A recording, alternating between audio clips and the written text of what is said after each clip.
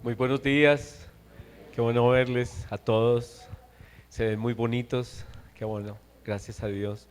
Y también damos gracias por todos los que están viajando, están paseando, bueno, estamos en el puro comienzo de año y también los que están conectados, veo una cantidad de hermanos ahí y veo caras conocidas, veo aquí a José Cazún, a Carlitos, veo a David y a otras personas que seguramente nos acompañan desde distintos lugares. Bendiciones, saludos, saludos.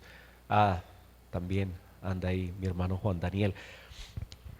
Y pues quiero comenzar diciéndoles que hemos estado en el estudio bíblico hablando sobre este tema de Gálatas 6, donde habla de siembra y cosecha. Y estuvimos hablando el miércoles pasado sobre ese tema y tiene algo que ver con el sermón de hoy. Por eso quiero comenzar haciendo como un súper resumen, diciéndoles que todo lo que nosotros vamos a cosechar en el futuro, lo estamos sembrando ahora. Entonces la pregunta es, ¿qué está sembrando usted en su vida, en sus cosas, en tantas cosas? ¿Qué está sembrando? Y la otra manera de decirlo es que todo lo que hoy somos, todo lo que somos, todas nuestras angustias, todos nuestros problemas o todas nuestras bendiciones son cosas que sembramos en el pasado. Así que hoy estamos recogiendo cosas que sembramos en el pasado. El tercer punto que vimos es que tú recoges más de aquello que siembras. Es decir, que nosotros sabemos que cuando sembramos, sembramos un puñadito de semillas y pues hay una gran abundancia de cosas. Igual, tú siembras un poquito de mal y cosechas mucho mal. Tú siembras un poquito de bien y cosechas mucho bien. Esa es una norma, esa es una ley. Hay leyes y esta es una ley y Dios lo dejó bien claro. No os engañéis, todo lo que el hombre sembrare, eso va a cosechar. Entonces, esa ley dice que tú cosechas mucho más que lo que siembras, ya sea de bueno o ya sea de malo. La otra cosa es que no siempre esa ley funciona. Hay momentos en la siembra en que hay inviernos, hay inundaciones, hay sequías y a veces, aunque tú siembres bien, pasan cosas como esta pandemia. ¿Quién iba a esperar esto, no? Nadie. Tú puedes haber sembrado muy bien, pero hay cosas que suceden. Sin embargo, aún así, el hecho de que siembres bien en algún momento dará buenos resultados. En algún momento dará buenos resultados lo que hayas sembrado. La otra cosa, otro principio que vimos es que tú tienes muchos campos para sembrar. El campo de tu familia es un campo de siembra. ¿Cómo estás sembrando en tu familia? ¿Cómo tratas a tu esposa, al esposo, a tus hijos? ¿Cómo están tus relaciones con las personas más importantes de tu vida? ¿Cómo están? Porque es en ese campo donde tenemos que sembrar bien, porque lo que tú siembras en ese campo de tu casa, lo vas a cosechar algún día. Vas a cosechar lo que sembraste. Y si tú siembras bien, vas a tener bendiciones de tus hijos, te alabarán, tus hijos hablarán bien de ti, tu esposa te honrará y sobre todo nuestro Padre Celestial te honrará. Pero si tú siembras mal en esa área, vas a tener muchos problemas y no va a haber honra y van a decir, bueno, ese fue mi papá, ¿no? Como caso mío, con todo respeto a mi papá, murió ya hace años, pero no, nada, nada bueno que decir. Triste, ¿no? Muy triste. Así que hay campos donde tú tienes que sembrar. Tú también siembras en tu salud, tú también siembras en cómo manejas tu economía. Tú puedes hacer lo que quieras, pero recibirás lo que tú siembras. Así que hay personas que la pasan hoy bueno y todo rico, y dentro de 5 años, no, la plática no la gastamos, la pasamos buenísimo, pero ya. ¿Y saben qué sucede? ¿Saben qué nos dice la historia de José? Que iban a haber unos buenos años, pero que los años de hambre borrarían totalmente los años de abundancia. Y entonces lo que pasa es que cuando llegan los años de escasez y de necesidad, esos años de abundancia como que están tan lejanos que ni nos acordamos del gozo. y ahora la dureza de no haber hecho las cosas bien viene y nos aflige. Entonces tenemos que sembrar bien, porque siempre digo, y a medida que van pasando los años, eh, en la época donde más necesitamos de haber hecho las cosas bien económicamente es cuando estamos adultos, cuando viene la viejera, cuando se nos caen los dientes, cuando sí, pasan cosas y nos arrugamos toditos y entonces el médico y esto y aquello y corra para acá y esto vale tanto y allí es donde vemos qué hicimos durante los años que estábamos bien, qué sembramos. Y también sembramos en nuestros hijos, sembramos en tantas áreas de nuestra vida. Tenemos muchos campos en los que debemos estar sembrando. ¿Cómo estamos sembrando en cada campo? Otra vez, familia, economía, salud especialmente, ¿no? Esas áreas principales. Yo he hecho locuras en mi salud, ¿no? Toma uno decisiones. Yo les conté, ¿no les he contado? Les voy a contar. Hace como 30 y algo más de años me mandé a operar un ojo. En ese tiempo no había láser ni nada de estas cosas, sino me lo hicieron a mano, a mano. Y cuando yo voy al médico y voy al oftalmólogo, mira mi ojo y me dice, uy, ¿qué le hicieron ahí? ¿Le pegaron una cuchilla? Porque era a mano en ese tiempo las operaciones. Y pues ese ojito ahora me hace sufrir. ¿Quién tuvo la culpa? ¿Y yo por qué lo hice? ¿Por qué lo hice? Lo hice porque yo en ese tiempo era deportista y no sé qué, me gustaba mucho el fútbol, yo quería ver la bola. Yo quería ver dónde estaba la bola. Y durante 15 años de esa operación yo vi la bola. Pero después comenzó ese ojito a hacerme, me pasó la factura. Porque lo que tú siembras, tú cosechas. ¿Tenía la culpa Dios? No. ¿Me dejó de amar Dios? No, Él me ama igual, pero yo cosecho lo que yo sembré. Entonces, Dios les va a amar a ustedes en todo porque Dios es amor y nos ama, pero olvídate, lo que tú cosechas, tú recibes. Así que la otra norma que vimos es una ley para todos. Todos podemos sembrar bien o sembrar mal. Todos, todos. Es una ley inescapable. Todos vamos a tener que sembrar. Y por eso la última idea que vimos en el estudio bíblico es, si tú no siembras nada, no tienes nada. No tienes nada. Entonces el ejemplo que pusimos fue el del televisor, que el televisor es la cuota inicial de lo que tú gastas viendo televisión. Si un televisor vale 2 millones de pesos, pero tú gastas 3 horas, 4 horas viendo televisión diariamente, es una exageración, pues cada hora tiene un valor. Al final del año tú multiplicas las horas gastadas en el televisor y le pones un precio y eso es mucho más que 2 millones que pagaste por el televisor. Es decir, la cuota inicial del televisor es lo que vale el televisor. El problema es la gente que a veces se la pasan y a veces todos nosotros pasamos demasiado tiempo en el televisor y entonces comiendo papas fritas y todo demás y pagamos un altísimo precio por no hacer nada. Es muy caro no hacer nada. Es costosísimo no hacer nada. Entonces aquí están ya diciendo cuánto se ganan las personas. En estos días hicieron un reporte cuánto ganan los ejecutivos de nuestras compañías en el país y adivinen cuánto ganan más o menos un ejecutivo. Según, no sé si ustedes lo vieron, ¿no? Yo apenas vi el título y dije, yo quiero saber cuánto ganan los ejecutivos de las grandes compañías, depende de la compañía, pero está entre 25 millones mensuales hasta 150 millones de pesos mensuales. Un ejecutivo, o sea, una persona que dirige una compañía. ¿Cuánto es por hora? ¿Cuánto es por hora? ¿Cuánto se gana por hora una persona que está ganando 150 millones mensuales? Ellos saben que no se pueden sentar en un televisor a ver cualquier cosa porque eso vale demasiado dinero. Pero a veces nosotros no nos damos cuenta y no usamos el tiempo bien. No hacer nada produce nada y no hacer nada no hace nada. Entonces es una ley. Si usted no hace nada y no produce nada, no tiene nada. En ese lineamiento quiero que hoy veamos el sermón.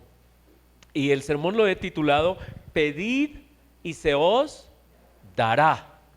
Pero vamos a tener en cuenta que hay normas de vida, hay leyes de vida, hay leyes tan eficaces y tan ciertas y tan reales como la ley de la gravedad. ¿Cuál es la ley de la gravedad? ¿Qué dice la ley de la gravedad? Que si yo, no sé, sí, si lo suelto, ¿para dónde baja? ¿Para dónde baja? Digo yo. Ay. ¿Para dónde va? ¿Para arriba o para abajo? Al suelo. Eso es una ley. Eso es una ley. La descubrió de ahí surgieron una cantidad de teorías matemáticas, las leyes de Newton, ¿no? Que estaba supuestamente bajo de un árbol y que le cayó una manzana y le dio su tanganazo y dijo, oiga, las cosas caen, no suben. Hay una ley. Así es, hay leyes espirituales, hay leyes espirituales. Entonces, cuando vamos a hablar de pedir y se os dará, vamos a hablar en el contexto de que hay leyes espirituales. Y quiero comenzar con Lucas 11, dice así, Lucas 11:9. Yo os digo, ¿quién está hablando? El Señor Jesucristo. Está hablando el Señor Jesús y dice, pedid y se os dará. Buscad y hallaréis, llamad y se os abrirá, porque todo aquel que pide, recibe. Y el que busca, halla. Y al que llama, se le abrirá. Y ahora pone un ejemplo. ¿Qué padre de vosotros? Y aquí veo algunos padres, yo, no, abuelo, todos los abuelos, los padres. ¿Qué padre, si su hijo le pide pan, le dará una piedra? O si pescado, en lugar de pescado, le dará una serpiente. ¿Quién hace eso? Nadie, nadie, nadie. O si le pide un huevo, le dará un escorpión. Pues si vosotros siendo malos, porque ¿hay alguno bueno? Sabéis dar buenas dádivas a vuestros hijos, ¿cuánto más vuestro Padre Celestial dará qué? ¿Qué es lo que Dios quiere darnos? ¿Qué es lo que Él añora que pidamos? ¿Qué es lo que Él desea oír de nosotros? Su Espíritu. Dice, ¿cuánto más vuestro Padre Celestial dará el Espíritu Santo a los que se lo pidan? Así que en esta escritura Dios nos dice que nosotros sabemos qué es bueno para nuestros hijos y qué les debemos dar y cómo bendecirlos. Y Dios dice, yo como padre, Dios dice, yo como padre sé qué es lo mejor para ustedes. ¿Y qué es lo mejor para nosotros? Según Él, ¿qué es lo mejor para nosotros? Su Espíritu. Él dice que es su Espíritu. Y en Mateo 6, ustedes saben que Mateo 6 habla sobre las cosas que son importantes. Y Mateo 6 nos dice, vamos a mirarlo si quieren, acompáñenme por favor allá a Mateo capítulo 6. Dice que nosotros los seres humanos tenemos prioridades y tenemos necesidades que son lo que siempre estamos pidiéndole a Dios que nos dé. Mateo 6 dice, por tanto os digo, ¿cuáles son nuestros afanes? ¿Cuáles son nuestras angustias? ¿Qué es lo que Dios sabe que nos angustia? ¿Qué es lo que le estamos siempre pidiendo? ¿Cuál es nuestro afán? Él dice, no os afanéis por primero, ¿qué es lo que pedimos? Vida. Es decir, salud, ¿cierto? Salud. Dios quiere, o mejor dicho, eso es nuestros afanes, la salud. O no. Todos queremos estar bien y bueno, no, que no nos duela nada. Y yo a veces, no sé si a ustedes les salen esos tales padrastros y a veces no es nada, pero duelen. Ay, no, eso lo hacen a uno sufrir. Uno no quiere tener ni siquiera un padrastro, nada de eso. Y uno dice, Señor, quítame este padrastro. Y entonces Él dice que nosotros nos afanamos por la vida, por cosas de comer, por cosas de beber y por cosas de vestir. Esas son nuestros afanes, esa es nuestras peticiones a Dios son cosas que son fundamentales. Y eso es lo que vivimos pidiendo. Señor, dame salud, Señor, dame platica, Señor, dame vestido, Señor, mi casita. Esas son las oraciones. Y Dios dice, ¿saben qué? Vamos a ver qué dice Dios de esas cosas. Dice en el versículo, yo quiero leer el versículo 32. El versículo 32 de Mateo 6 dice que esas son las cosas que el mundo entero, que la gente en general, que todas las personas piden. Que las personas incluso que no conocen a Dios piden. Las personas que no conocen a Dios piden estas cosas. Versículo 32 dice, porque los gentiles, y lo quiero leer en la palabra de Dios para todos, la PDT, dice, la gente que no conoce a Dios trata de conseguir estas cosas. Esos son los anhelos de las personas y algunos tienen éxito y algunos se enfocan en pedir estas cosas y no solamente se conforman en tener que vestir, sino que tienen cosas muy costosas que ponerse y buscan modas,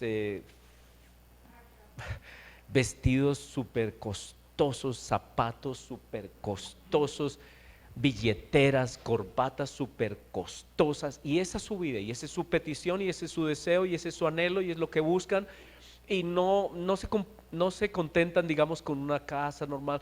Ellos quieren una supermansión, un lugar. Yo no estoy hablando que eso sea malo. Dios dice que no es que eso sea malo, sino que ese es todo el enfoque que tiene. Que la gente del mundo pide esas cosas.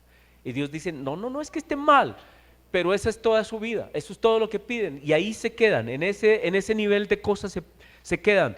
Y dice Dios, dice, la gente que no conoce a Dios trata de conseguir estas cosas, pero ustedes tienen a su Padre en el cielo que Él sabe. ¿Qué dice la Escritura?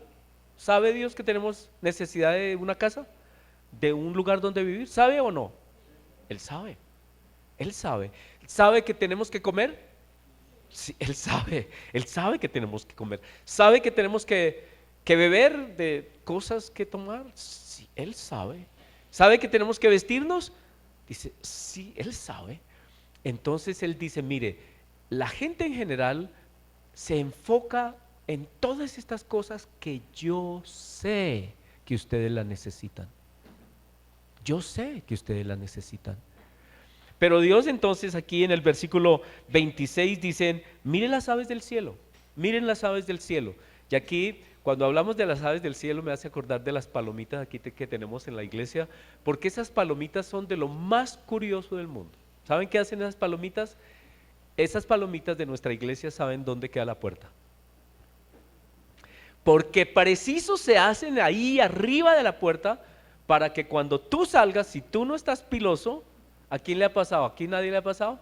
A ti te pasó, José Luis. No, no eres el único, tranquilo. Esas palomitas son terribles. Apuntan, ¡pum! Y si ustedes se habrán dado cuenta, no sé si se dieron cuenta, pero al menos hace como unos 15 días tal vez, nos dimos cuenta que solo alrededor de la puerta estaba todo lleno de su muestras de que están arriba.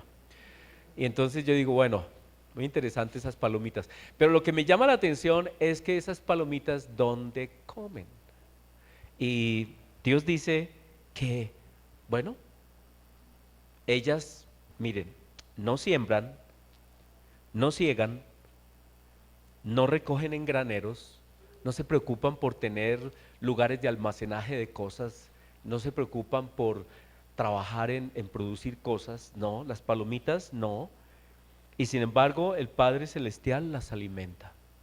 ¿Y quién no ha visto un documental de David Attenborough en Netflix o en YouTube? ¿Saben quién es él? Es un inglés que hace estos programas de la naturaleza y que nos está mostrando lo increíble que es el mundo y lo fantástico que es y ese equilibrio que hay y cómo funciona toda la naturaleza, y nos muestra desde el Antártico hasta los lugares más increíbles del Amazonas, de África, de distintos lugares del mundo, cómo sobreviven los animales, cómo hay ese engranaje de cosas y cómo todos comen, todos viven, pero ¿quién les da de comer?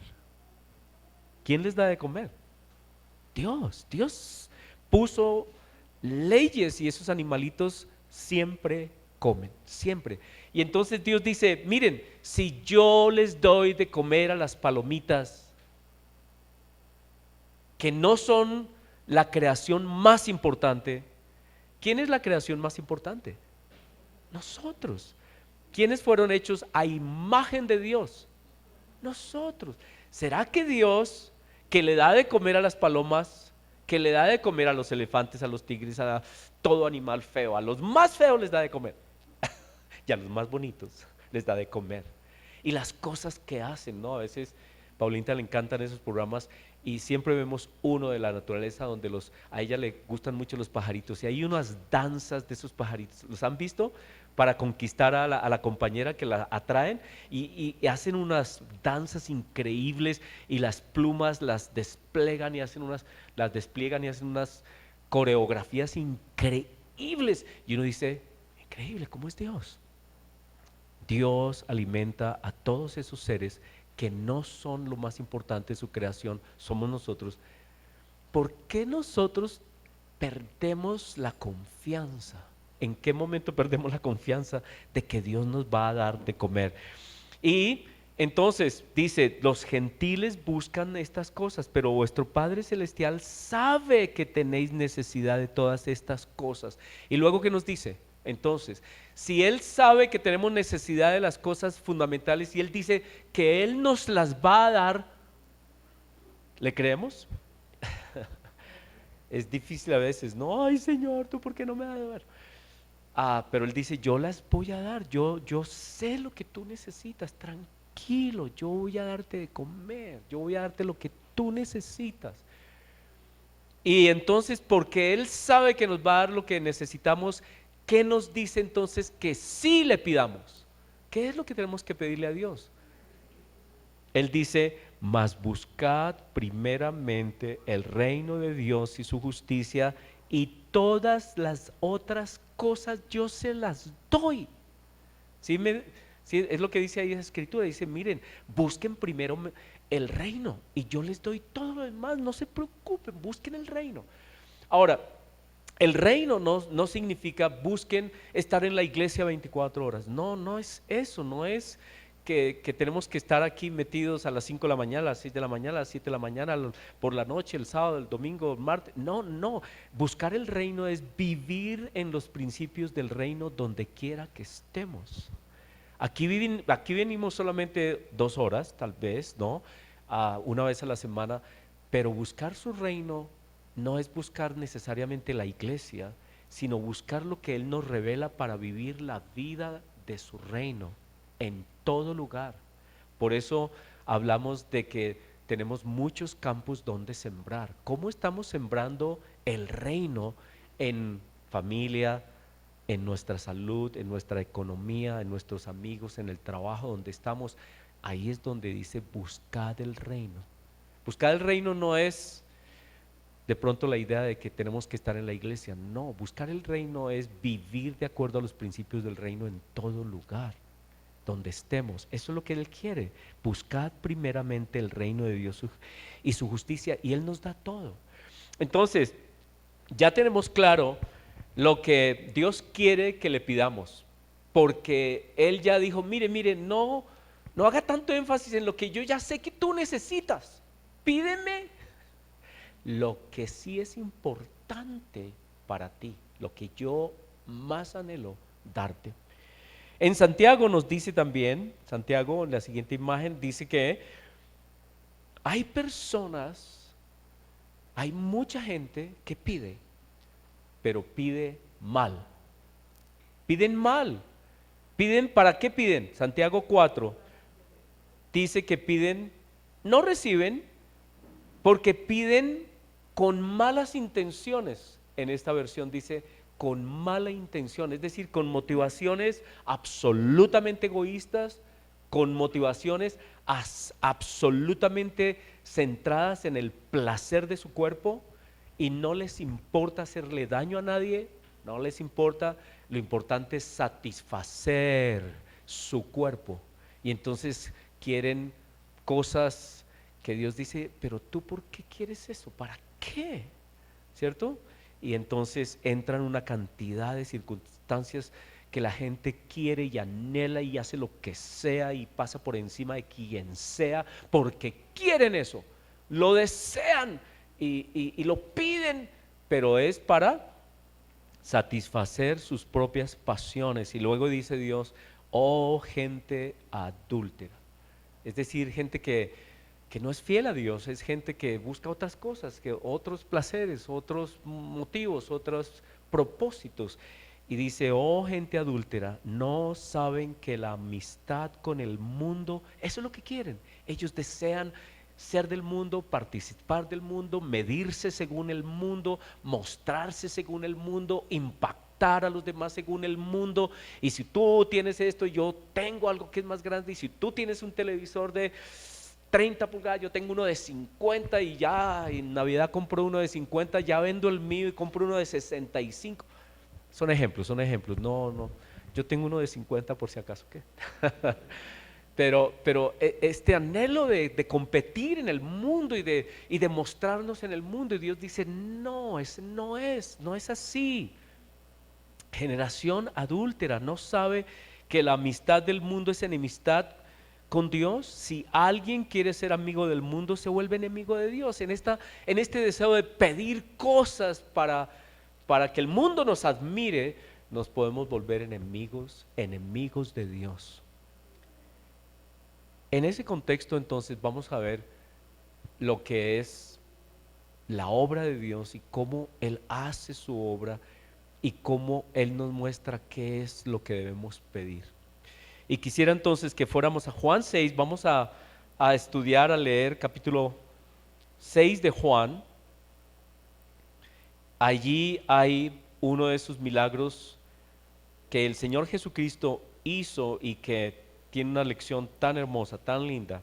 Es la alimentación de ¿cuántas personas? De 5,000. Y vamos a leer esa escritura, dice, después de esto Jesús fue al otro lado del mar de Galilea, el de Tiberias, y le seguía gran multitud. Ahora, ¿por qué le seguían? Vamos a ver por qué le seguían. ¿Qué dice ahí la escritura? ¿Por qué le seguían? Le seguía gran multitud porque veían las señales que hacía ¿en dónde? ¿Con quién? Vida, en la enfermedad, ¿cierto? Una de las cosas que Dios dice, yo sé que ustedes necesitan esto, pero ellos lo seguían a Cristo porque estaban buscando ciertas cosas para ellos y estaban buscando también ver cosas que Él hacía con otras personas y bueno, y lo buscaban por eso, porque Él hacía señales en los enfermos. ¿Qué tema más delicado ese? Porque sí, Dios quiere nuestra salud y Dios nos sana y Él ha prometido sanarnos.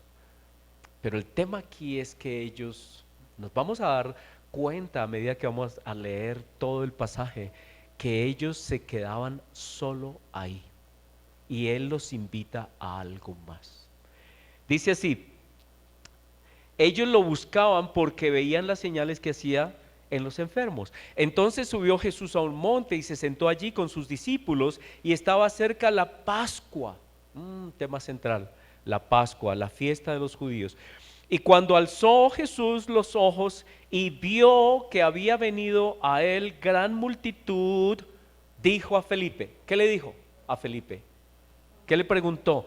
¿De dónde compraremos pan para que coman estos? Entonces la pregunta, ¿quién fue el que por primera vez menciona el texto fue consciente de la necesidad de la multitud? Jesús dijo, oiga, esta gente me viene siguiendo y seguro que ya a estas horas deben tener hambre. Y los discípulos tal vez no habían pensado en eso. Y Cristo le dijo, le preguntó ¿a quién? Al primero que le preguntó fue ¿a quién? A Felipe. Felipe, ¿de dónde compraremos pan para que coman estos? ¿Cuál fue la respuesta de Felipe? ¿Cuál fue la respuesta de Felipe? Señor, ¿estás loco? Tú que, a ver, ¿estás fuera de realidad o qué? A ver, Señor, pero tú no ves que aquí no hay macro, aquí no hay carulla, aquí no hay de uno, no hay nada de esas cosas. Aquí estamos en un lugar donde no hay dónde ir a comprar cosas, Señor. Primero y segundo, no tenemos dinero, no habría suficiente dinero para darle a comer a toda esta gente. ¿Cuántos eran? 5,000, y algunos creen que 5,000 hombres, ¿no? En ese tiempo, por alguna razón, eran como los hombres que eran como cabezas de familia, algo así. Así que algunos dicen que habían muchas personas más. Les voy a hacer una pregunta. ¿Ustedes han tenido gente en su casa, digamos, cuántos han sido los máximos que han invitado a su casa a alguna comida? Bueno, yo personalmente, cuando hacíamos grupos de parejas en el apartamento, mi apartamento tiene una sala más o menos cómoda y teníamos 22 personas. ¿Y saben qué? Preparar comida para 22 personas es todo un cuento, ¿o no? ¿Cierto? Y los platos y todo demás, y que no, que traigamos platos desechables, porque quién se va a poner a lavar toda esa loza, y qué le vamos a dar, y un pedazo de panes, mucho hay que traer, yo no sé cuántos panes, y hay unos que comen harto. No, y uno es como, ¿y quieren más? Ojalá que no, porque y corra para la cocina a hacer más cosas, ¿no? Porque hay algunos que dicen, sí, uy, qué delicia, no, sí, yo quiero más, yo quiero. Bueno, no estoy diciéndoles que cuando vayan a mi casa no puedan pedir más, sino que hay siempre, o no les ha pasado que siempre hay un muchachito que come harto y uno dice, ay, espero que ese muchachito no alargue la mano y coja el pedazo más grande y preciso, ¡pum! Cogen el más grandote. Bueno, pues imagínense que eh, yo me imagino, Felipe dijo, pero ¿cómo va a ser esto? Esto es imposible. Ahora, ¿a quién representa este Felipe? A nosotros, a nosotros. Nosotros decimos que, Señor, esto es imposible, usted, pero Señor, ¿cómo vas a hacer esto? ¿Cómo vas a hacer este milagro? ¿Cómo? Yo no veo cómo, Señor, yo veo la realidad, la realidad. Yo tenía un amigo que me decía eso, me decía, mira la realidad. Si tú quieres saber si Dios existe, mira la realidad. Si tú quieres, y él me decía, si yo quiero saber qué hay después de esa puerta, yo abro la puerta y miro. Y entonces veo lo que hay. Porque él no creía mucho en las cosas espirituales. Así que Felipe representa al ser humano. Felipe dice, Señor, ¿estás loco? Ahora, el Señor Jesucristo, mire lo que dice. Felipe le respondió, 200 denarios de pan no bastaría para que cada uno de ellos tomase un pedacito. Y dice, pero espérate porque aquí me salté algo. Versículo 6 es muy importante. Dice así, pero esto decía Jesús para probarle. ¿Cómo así? ¿Qué interpretan ustedes cuando Juan escribe que Jesús le hizo esta pregunta a Felipe para probarlo? Para saber cómo pensamos con respecto a las declaraciones de Dios. Y Felipe mostró que él pensaba muy limitado con respecto a las declaraciones divinas. Entonces, ¿qué tiene eso que ver con nosotros? Que Dios también nos está diciendo cosas. Él nos dice, yo sé qué necesitas. Yo sé que tú necesitas tu vida, tú necesitas pan, vestido, donde vivir, qué comer, qué beber. Yo sé que tú necesitas. Y bueno, Dios nos prueba a veces, a ver si nosotros le creemos de que Él nos va a dar. Pero a veces no vemos cómo nos va a dar y decimos, Señor, yo no veo cómo me vas. Estoy aquí en esta situación tan grave, tan difícil. ¿Qué vas a hacer? Yo no veo salida. Esto está gravísimo, Señor. Esto es imposible. Yo no veo cómo vas a hacer esto. ¿Cómo me vas a sacar de esta? No veo cómo. Somos como Felipe. Muy bien. ¿Por qué ahora ese versículo dice que Jesús decía esto para probarle? Y esta última parte dice, porque él sabía lo que iba a hacer. ¿Quién sabía lo que iba a hacer? Jesús. ¿Qué iba a hacer? El milagro. Jesucristo sabía, o sea, Jesucristo, el Señor Jesús, nuestro Señor, sabe lo que va a hacer con nosotros. Él sabe, pero Él nos dice o nos pregunta si hemos de creer en lo que Él nos ha dicho o no. Es siempre, Él dijo ya que Él nos daba lo que necesitamos. ¿Cómo reaccionamos ante la declaración de Dios de que Él nos da lo que necesitamos? Muchas veces no creemos, muchas veces no vemos cómo, muchas veces decimos Dios me abandonó, Dios me dejó, pero dice la Escritura que Él ya sabe lo que va a hacer. Nunca nos ha abandonado, nunca nos va a dejar y además va a ser un milagro. Entonces dice, Él sabía lo que iba a hacer. Felipe le respondió, bueno, esas ya las leímos. Versículo 8, uno de sus discípulos, Andrés, o sea que aquí ya hablamos de Felipe, ahora vamos a hablar de Andrés. Andrés, hermano de quién? De Simón Pedro, le dijo, aquí está un muchacho que tiene 5 panes de cebada y 2 pececillos, mas ¿qué es esto para tantos? Entonces, muy interesante, ¿no? Andrés tal vez sabía, tal vez este muchacho, algunos dicen en los comentarios que de pronto se trataba de quién, ¿se acuerdan de quién era? ¿No? De Juan Marcos, que era un niño en ese momento, Juan Marcos. Los comentaristas, algunos dicen que era Marcos, que estaba ahí con ellos, ¿no?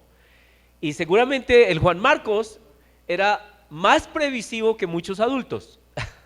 Los adultos habían ido y, eso vamos, tranquilos, sigamos, vamos y lo seguimos. Pero este muchacho dijo, ya, yo sé cómo son mis papás, yo sé, seguro que me ponen a caminar allá y se olvidan de mí. No, yo llevo alguna vaina, mano, yo llevo algo para comer. Era de los que comían harto. Y dijo, yo llevo algo, porque a mí no me van a pescar, porque seguramente ya tenía experiencias, ¿no? Estos se van, no piensan en mí, no me dan nada de comer. Han visto los niños llorando, mamá, mamá, dame algo de comer. Y uno, ay, no moleste, ya vamos a llegar a la casa, ya vamos a llegar a la casa. Y nunca llegan a la casa, porque como que nunca llegan y ahí, ay, ese hambrerón tan tenaz. El muchacho había sido previsivo y había llevado, ¿qué había llevado el muchacho? ¿Qué hace un muchachito con panes? A lo mejor la mamá se los empacó. Es muy posible, sí, también eso, porque aquí estamos hablando de cosas que no están escritas, nos estamos inventando cosas, ¿no? Pero también es muy posible, la mamá dijo, mijito, yo sé toda el hambre que te da y yo de una vez lleva algo, mijo, porque después, para que no vaya a estar gritando en el camino, pidiendo cosas. Entonces seguramente le empacó todos los pancitos y le empacó 2 peces que a lo mejor ya estaban hechos, no estaban crudos, naturalmente estaban listos para comer. Y bueno, pero entonces Andrés, ¿cuál es la reacción de Andrés? Ay, yo sé que tú tienes, pobre chinito ahí con el, ay no, pero espere, pero, ¿por qué no piensa en alguien más? Pero bueno, le echó el ojo, el Andrés le echó el ojo a lo que tenía el niño y dijo, ay, el niño tiene estos 5 panes, 2 peces, pero no, eso no alcanza para nada. ¿Qué actitud también tuvo Andrés? Eso no alcanza para nada, no es nada, pero hizo el comentario, y entonces el Señor Jesucristo mandó a todo el mundo a sentarse y que se sentaran y comenzó a suceder algo increíble, y es que bueno, aparecieron unas canastas, se las dio a sus discípulos y dice así, versículo 10, entonces Jesús dijo, hacer recostar a la gente. Y había mucha hierba en aquel lugar y se recostaron como el número de 5,000 varones. Y tomó Jesús aquellos panes y habiendo dado gracias, los repartió entre los discípulos y los discípulos entre los que estaban recostados, asimismo de los peces, cuanto querían. Entonces miren, pónganse a pensar muy bien en esto porque tenemos que pensar en las cosas que no pasaron y en las cosas que sí pasaron. Las que no pasaron es que Dios, Cristo, no hizo un milagro como nosotros a veces esperamos que haga un milagro. El milagro hubiera sido que apareciera una montaña de pan y que todo el mundo, ¡uy, pan! Y corra para la montaña a coger el pan. Y que hubiera aparecido un montón de peces o algo así. No, no, ese no fue el milagro. A veces nosotros queremos cosas súper requete espectaculares. Que aparezca una montaña de cosas y ¡wow! ¡Qué milagro! No, ¿saben qué? El milagro fue tan sutil que pocos se dieron cuenta que estaba pasando un milagro. ¿Por qué? Porque cuando partían el pan y lo pasaban el pan y este se multiplicaba y cuando hacían así, había pan aquí. Y decían, ¿cómo es? Y lo pasaban y se iba multiplicando sin que ellos supieran cómo. Y entonces para mí esto es algo impresionante porque lo que Dios nos está diciendo es que Dios obra milagros y a veces no nos damos cuenta. Y a veces estamos diciendo, ay, es que tengo hambre. Y Dios está alrededor y está supliendo y está haciendo cosas con nosotros que no nos damos cuenta. Dios es un Dios de milagros y no nos damos cuenta.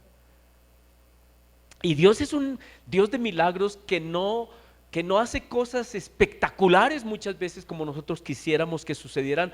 ¡Wow! ¡Fuego! ¡Ah! No, cosas raras, extraordinarias, montones de comida. No, Dios no obra así. Dios nos da lo que necesitamos y un poco más, porque dice que comieron lo que quisieron. Que usted es gordito y quiere más, coma. Y sacaba el pedazo y comía y algo pasaba porque se multiplicaba aquí en esta otra mano y daba el pedacito y algo sucedía, pero no era una cosa súper requete evidente que todo el mundo dijera, wow, wow, wow, ¿qué es esto tan increíble? No, no, era algo que estaba sucediendo, pero no era casi evidente. Y eso habla de cómo Dios está en nuestra vida y a veces no lo vemos. Y eso habla de que si usted mira hacia atrás y mira el año pasado, el 21, el 20 y con todas las cosas que han pasado, Dios ha estado con usted y Dios le ha bendecido y Dios le ha dado lo que necesita y Dios está haciendo su obra con usted y Dios está multiplicando su obra en su vida a pesar de lo que dice la Escritura, vosotros siendo malos. Dios nos da, Dios nos bendice y no nos damos cuenta. Entonces mi invitación es a que nosotros abramos nuestros ojos a los milagros de Dios, porque Dios está haciendo milagros todo el tiempo con nuestra vida. Pero nosotros a veces queremos milagros otra vez, que vayamos a cierto lugar y hayan cosas espectaculares. No, no necesariamente Dios hace así las cosas. Dios no hace cosas espectaculares delante de nosotros. Dios obra cosas espectaculares sin que nosotros nos demos cuenta cómo. Y hay muchas escrituras que vienen a mi mente de cosas como Dios obra y son milagros, ¿no? Marcos habla de cómo la tierra produce el fruto de una manera tan milagrosa que pone la semilla el que siembra y se va y duerme y vuelve y eso comienza a brotar. Oiga, ¿y eso cómo sucede? Es un milagro. Pero no, ya no lo vemos, ya no vemos ese milagro, ya no vemos la vida como un milagro, ya no vemos cosas como un milagro, lo damos por sentado. Y a veces nos quejamos de cantidad de cosas que vemos que son supuestas realidades y no vemos los milagros de Dios en nuestra vida. Así que yo quiero hoy que todos nosotros demos gracias por todos los milagros que Dios hace a nuestro alrededor, de los cuales no somos conscientes, y le demos gracias. Todo lo que pasa en nuestra vida realmente son milagros de Dios. Démosle gracias por las cosas más elementales, son milagros de Dios. Por nuestra vida son milagros de Dios, nuestros hijos son milagros de Dios. Démosle gracias a Dios por todo lo que pasa a nuestro alrededor, son milagros de Dios. Él es un Dios de milagros. Ahora, ¿saben cuál era el milagro más importante que ellos debían haberse dado cuenta que existía? Si uno sigue leyendo en el versículo 25 dice que lo que él estaba haciendo, ese milagro del pan, en realidad estaba diciéndole a la gente que Él era el pan de vida. Y que lo que más necesitaban ellos no era ese pan, no era este pan que Él les dio. Lo que más necesitaban ellos era Cristo. Él era el pan de vida. Pero ¿saben qué pasa? Nos relata el capítulo 6 más adelante que la gente le preguntó al Señor Jesucristo, le dijo: nuestros padres comieron maná en el desierto, versículo 31, como está escrito, pan del cielo les dio a comer. Y esta gente cita las escrituras y dicen: Moisés nos dio pan del cielo. Y Cristo les dice: ¿saben qué? Moisés representa el antiguo pacto. Moisés representa la antigua manera de hacer las cosas. Moisés realmente no les dio el pan del cielo. Yo soy el pan del cielo. Porque la gente estaba esperando ese milagro. La gente que estaba ahí, muchos estaban diciendo en la multitud: haz descender algo. Ellos no se daban cuenta de lo que acababa de suceder, del pan que se multiplicó. No se dieron cuenta. Y los que se dieron cuenta, dice el versículo 15, tenían malas motivaciones. Algunos sí se dieron cuenta, pero su mente estaba puesta en tomar a Jesús y coronarlo rey para sus propios deseos, para sus propias vanidades, para su propio orgullo. Lo querían coronar rey antes de tiempo, porque tenían una mentalidad humana. Y dijeron: uy, si este tipo hace esto y nosotros lo manipulamos. Querían tomar a Jesús como un títere para manejarlo y ponerlo y llevarlo a que fuera su rey. Y Cristo dijo: no es, esto no es lo que yo quiero que ustedes pidan, no es eso. Y luego otros querían que Jesús hiciera descender pan, hiciera descender comida. Y no se daban cuenta que Cristo acababa de hacer un milagro increíble. Y Cristo les dice: no, yo no soy Moisés. Moisés es un pacto anterior, físico, de la carne, ya no va más. El antiguo pacto ya no existe, ya pasó. Todas estas cosas de normas, de leyes, de días, de sacrificios, de ritos, todo eso ha pasado porque hay un nuevo pacto que soy yo. Yo soy el pan de vida. Yo soy el nuevo pacto. ¿Y saben qué pasó? ¿Saben qué dice las escrituras que pasó? Que algunos de los que comieron el pan físico no quisieron comer el pan espiritual. No quisieron aceptar a Cristo, se ofendieron. Se ofendieron cuando Cristo les dice en el versículo 54 de Juan 6, dice: el que come mi carne y bebe mi sangre tiene vida eterna. Yo soy el pan de vida eterna. Y algunos dijeron: ay, ¿este qué le pasa? Se ofendieron. Recibieron el milagro físico, pero no recibieron al Dios que hizo el milagro. No recibieron a Cristo, no lo aceptaron. Se ofendieron. Y dice: el que come mi carne, bebe mi sangre, en mí permanece y yo en él. Versículo 60. Al oírlas, estas palabras, muchos de sus discípulos dijeron: duro es esta palabra, ¿quién la puede oír? ¿Quién puede oír? Esto es demasiado duro. ¿Cómo que nosotros tenemos que aceptar que Él es el pan de la vida? ¿Cómo que tenemos que comer su carne y beber su sangre? ¿Qué es esto? ¿De qué está hablando este señor? Está medio loco. Y no lo aceptaron. Y dice la escritura, versículo 64: pero hay algunos de vosotros que no creen. Porque Jesús sabía desde el principio quiénes eran los que creían y quién le había de entregar. Y dijo: por eso os he dicho que ninguno puede venir a mí si no le fuere dado del Padre. Desde entonces muchos de sus discípulos volvieron atrás y ya no andaban con él. De los que comieron del pan del milagro, los que comieron el pan que pasaron los discípulos, los que comieron ese pan que Cristo multiplicó, no quisieron comer del pan de vida. Y hoy, no sé con qué ustedes comparen las cosas. ¿Qué buscamos? ¿Sabe cuál es la primera pregunta que Cristo hizo en el Evangelio de Juan? La primera pregunta que le hizo el Señor Jesucristo a ver quién fue. Creo que fue versículo.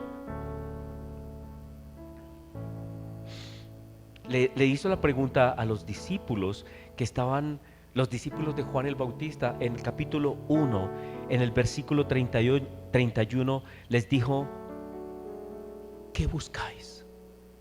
¿Qué buscáis? Porque ellos habían sido discípulos de Juan y Juan les había dicho del Mesías y ellos estaban buscando el Mesías. Y Cristo les dijo: ¿ustedes qué buscan? Es la primera pregunta que hay en el capítulo, en el libro de Juan. La pregunta de Jesús: ¿qué buscan? Esa pregunta es para nosotros. ¿Qué buscan? ¿Qué es lo que ustedes están buscando? ¿Qué es lo que ustedes quieren? ¿Cuál es su petición? ¿Qué es lo que me quieren pedir? ¿Qué me quieren pedir? ¿Qué buscan? Versículo 38. ¿Qué buscan? La primera pregunta es la pregunta para nosotros. ¿Ustedes qué quieren? ¿Qué es lo que ustedes buscan de mí? Jesús nos pregunta: ¿qué quieren de mí? ¿Cuál es su respuesta? ¿Cuál es nuestra respuesta? ¿Qué buscamos de Jesús? ¿Qué buscamos? ¿Glorias en este mundo? ¿Qué buscamos? Necesitamos definir qué queremos de Cristo. Él sabe lo que nosotros necesitamos más que nosotros mismos y Él está deseoso de darnos lo que más necesitamos, pero Él quiere saber de nosotros qué buscamos. Él nos hace la pregunta: ¿qué quieres de mí? Y hay gente que busca muchas cosas de Cristo. Hay personas que dicen: sí, es que las bendiciones del Señor son, y comienzan a hacer una enumeración de cosas de este mundo. Pero Dios quiere que busquemos el pan de vida. Él es el pan de vida. Y que le creamos que Él sabe nuestras necesidades y las tiene cubiertas. Él quiere que nosotros le pidamos lo que es más importante, que le conozcamos. Las Escrituras nos dicen por todas partes que el deseo de Jesús es que nosotros estemos en su obra como Él estaba en la obra del Padre. El deseo de Jesús es que nosotros conozcamos los propósitos que Él tiene en su creación, como Él era el propósito del Padre. Él quiere que nosotros lo conozcamos, y Él dice en Juan 17: esta es la vida eterna. Esta es la vida eterna, que te conozcan a ti, el único Dios verdadero, y a Jesucristo, a quien tú enviaste. Así que qué mensaje más increíble el de Juan. Ese milagro del pan era para anunciar que el verdadero pan es Cristo, y que sí, podemos recibir muchos milagros en nuestra vida, pero ¿de qué le aprovechan esos milagros si usted no recibe realmente a Cristo Jesús en su vida? Él es el pan de vida. No hay otro mayor milagro, no hay otra mejor petición. Señor, te damos gracias. Te doy gracias por mis hermanos. Y Señor, hoy te pedimos por este año. Tú nos preguntas: ¿qué buscas? Esa fue la petición, la pregunta que tú le hiciste a los discípulos cuando ellos vinieron a ti de Juan el Bautista y venían buscando y te encontraron y te vieron, y tú fuiste el primero que te dijiste: ¿qué buscas en mí? ¿Qué buscas? Y es lo mismo que hoy nos preguntas tú, Señor, a nosotros los cristianos, a los que hemos creído: ¿qué buscas en mí? ¿Buscas poder? ¿Qué buscas en mí?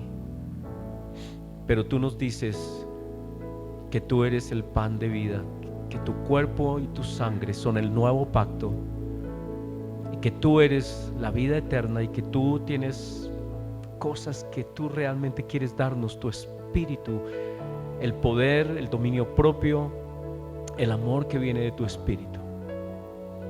Lo que tú quieres, lo que tú anhelas que nosotros te pidamos, es lo que tú más deseas darnos. Que en este año así sea, Señor, que en este año nos guiemos por esa pregunta: ¿qué buscas?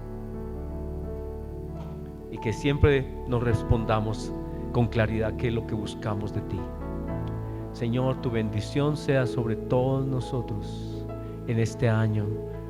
Señor, guíanos, guárdanos, bendícenos. Gracias, gracias por todos tus hijos. En tu nombre, Señor Jesús, al Padre, en el poder de tu Santo Espíritu. Amén. Amén.